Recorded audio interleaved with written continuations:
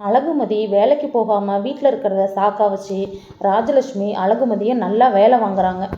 காலையில் அழகுமதியை சமைக்க சொல்லி அவள் அவங்களுக்கு பிடிக்காததா சமைச்சு வைக்கவும் அதையும் மனசில் வச்சுக்கிட்டு பழி வாங்கிறதுக்காக அழகுமதி அங்கே துணியெல்லாம் நிறையா கிடக்கு, அதெல்லாம் போய் துவைச்சி போடுன்னு சொல்கிறாங்க. அழகுமதியும் எதுவுமே பேசாமல் போய் துணி துவைக்க போகிறாங்க. உடனே இருந்துக்கிட்டு, அத்தை நேற்று தான் நான் துணியெல்லாம் ஊற வச்சு துவைச்சேன், நான் நாளைக்கு துவைச்சிக்கேன் அப்படின்னு சொல்ல, உனக்கு வேறு வேலையே இல்லையா? அங்கே பாரு பரன் மேலே பாத்திரம்லாம் இருக்குது, அதெல்லாம் எடுத்து க்ளீன் பண்ண சொன்னனே, அதுக்குள்ளே பண்ணி முடிச்சிட்டியா நீ போய் மற்ற வேலையை பாரு, அவள் துணி துவைக்கிட்டோம். அவளுக்கு என்ன வேலை வச்சாலும் நீ என்ன நான் செய்கிறேன்னு முன்ன வந்து நிற்கிற, என்ன அவளுக்கு வக்காலத்து வாங்குறியா? அவளும் இந்த வீட்டு மருமக தானே, வேலை செய்யட்டும், ஒன்றும் குறைஞ்சிட மாட்டா. இத்தனை நாளில் தான் காலேஜுக்கு போகிறான்னு ஏமாற்றிக்கிட்டு இருந்தா, இனிமேலாவது வீட்டு வேலையை செய்யட்டும். என்ன பார்த்துட்ருக்க? போய் துணியெல்லாம் துவைச்சி போடு. 2 பக்கெட் இருக்கும், ஒரு பக்கெட்டில் இருக்க துணியை மிஷின்லேயும் ஒரு பக்கெட்டில் இருக்க துணி கையிலையும் துவைக்கணும் சொன்னோடனே சரின்னு சொல்லிட்டு மாதி துணி துவைக்க போகிறாங்க.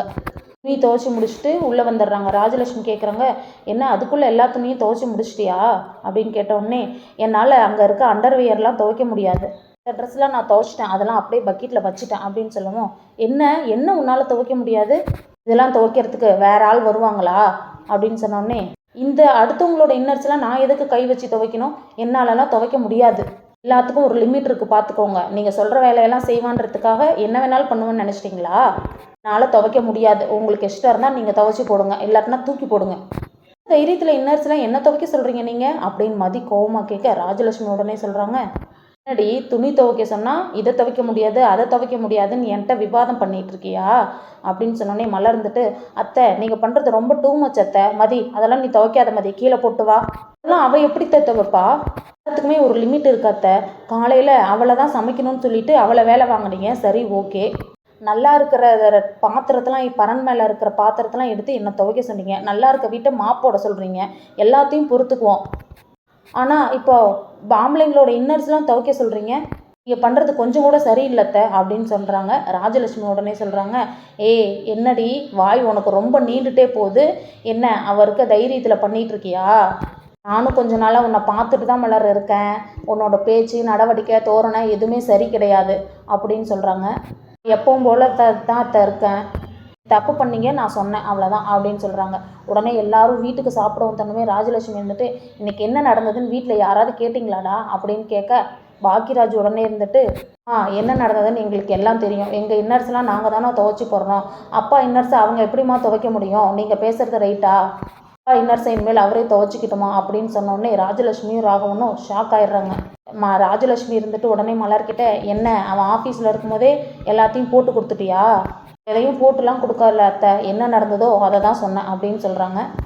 இந்த வீட்டில் என்ன தான் நடக்குதுன்னே தெரியல அப்படின்னு சொல்லிட்டு எல்லாரும் இழந்துருச்சு போயிடுறாங்க. சுரேஷ் நைட்டு மதி கிட்ட போய், மதி என்னதான் இருந்தாலும் அப்பாவோட இன்னர்ஸ்லாம் அம்மா துவைக்க சொன்னது தப்பு தான், நீ ஒன்றும் தப்பாக எடுத்துக்காத, அவங்களுக்கு பதிலாக நான் உனக்கிட்ட சாரி கேட்டுக்கிறேன், பரவாயில்ல இருக்கட்டும் அப்படின்னு சொல்கிறாங்க. அடுத்த நாள் காலையில் எழுந்திரிச்ச உடனே மதி எழுந்திரிச்சு ஜாகிங் போயிட்டு வீட்டுக்கு வராங்க. சுரேஷ் கிளம்பிட்டு இருக்காங்க. மதி கிச்சனுக்குள்ளே ஜாகிங் போயிட்டு வந்து சமைச்சிட்டு இருக்கும்போது மதிக்கு ஒரு போஸ்ட் வருது.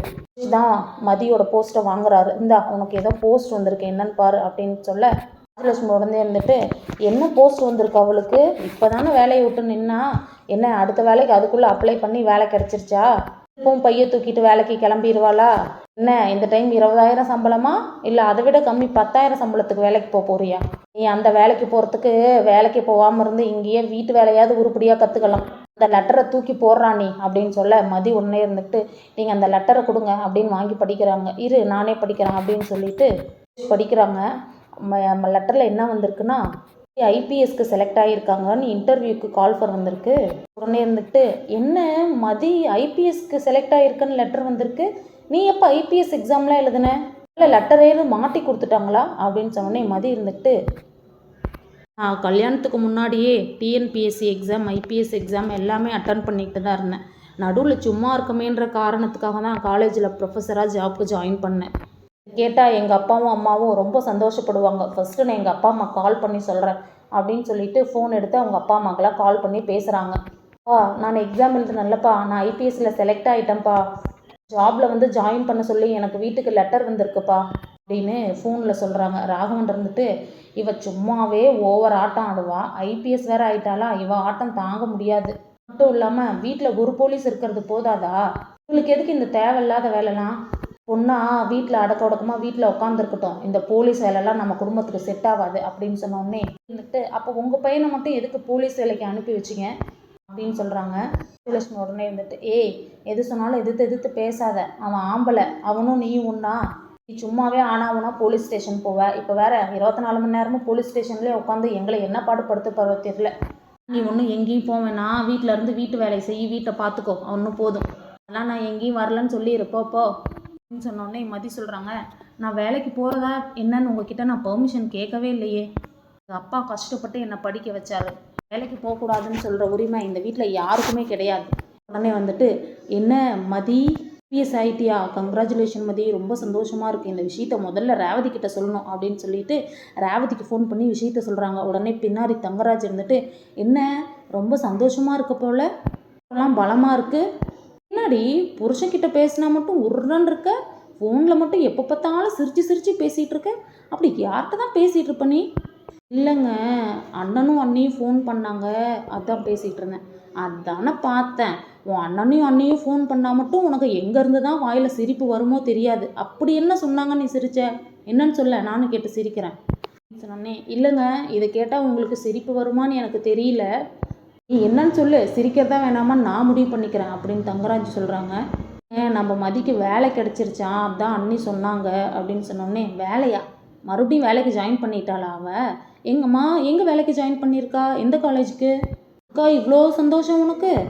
அதுவ புதுசாக வேலைக்கு போகிற மாதிரி சந்தோஷப்பட்டுக்கிறா, ஐஏஎஸ் ஐபிஎஸ் ஆன மாதிரி வானத்துக்கும் பூமிக்கும் குதிக்கிறீங்க. பக்கத்தில் அவள் மட்டும்தான் வேலைக்கு போகிறாளா என்ன, வேறு யாருமே வேலைக்கே போகிறது இல்லையா? தங்கராஜ் சொன்னோடனே ரேவதி இருந்துட்டு, ஐபிஎஸ் ஆயிட்டாள் அங்கே அழகுமதி. என்னது, என்ன சொன்ன, எனக்கு காது கேட்கல, இன்னொரு டைம் திருப்பி சொல்லு. அழகுமதி ஐபிஎஸ் ஆயிட்டாளாமா அப்படின்னு சொன்னோடனே, என்ன இது புது கதையாக இருக்குது, நேற்று இருந்தவன் இன்றைக்கி திடீர்னு ஐபிஎஸ் ஆகிடுவாளா? கனவு கண்டுட்டு ஏதாவது காமெடி பண்ணி சிரிச்சிட்டு இருக்கீங்களா அப்படின்னு கேட்க, தங்கராஜுக்கு உடனே சுரேஷ் மொபைலில் இருந்து ஃபோன் வருது. ஃபோன் பேசிகிட்டு வந்து உன்னை வச்சுக்கிறேன் அப்படின்னு சொல்லிட்டு போகிறாரு. சுரேஷ் உடனே, மாமா நீங்கள் ஃப்ரீயாக இருந்தால் உடனே வீட்டுக்கு வரீங்களா? மச்சான் என்ன, ஃபோன்லேயே சொல்லு. மாமா நீங்கள் என்னை அவளை இன்னைக்கு என் கைக்குள்ளே வச்சுக்க சொன்னீங்கல்ல மாமா, இப்போ நான் 24 மணி நேரமும் அவள் கைக்குள்ளே இருக்க வேண்டிய நிலமை வந்துருச்சு மாமா. கல்யாணத்துக்கு முன்னாடியே எக்ஸாம்லாம் எழுதி டிஎன்பிஎஸ்சிக்கு படிச்சிட்டு இருந்தாலாம், அவள் ஐபிஎஸ் ஆகிட்டான்னு சொல்லிட்டு வீட்டுக்கு லெட்டர் வந்திருக்கு மாமா, நாளையிலேருந்து அவளும் என் கூட கிளம்பி வந்துடுவா. வீட்டில் மட்டும் இல்லை மாமா, இனிமேல் அங்கேயும் நான் அவளுக்கு கீழே தான் இருக்கணும் அப்படின்னு சுரேஷ் சொல்கிறாங்க. தங்கராஜ் இருந்துட்டு, வேலைக்கு போனால் தானே அதெல்லாம் பார்த்துக்கலாம் மச்சான், நான் வீட்டுக்கு வரேன் இரு அப்படின்னு சொல்லிட்டு தங்கராஜ் வராங்க. அடுத்து என்ன நடக்க போகுதுன்னு நாளைக்கு பார்க்கலாம். என் சேனலை சப்ஸ்கிரைப் பண்ணாதவங்க சப்ஸ்கிரைப் பண்ணிக்கோங்க.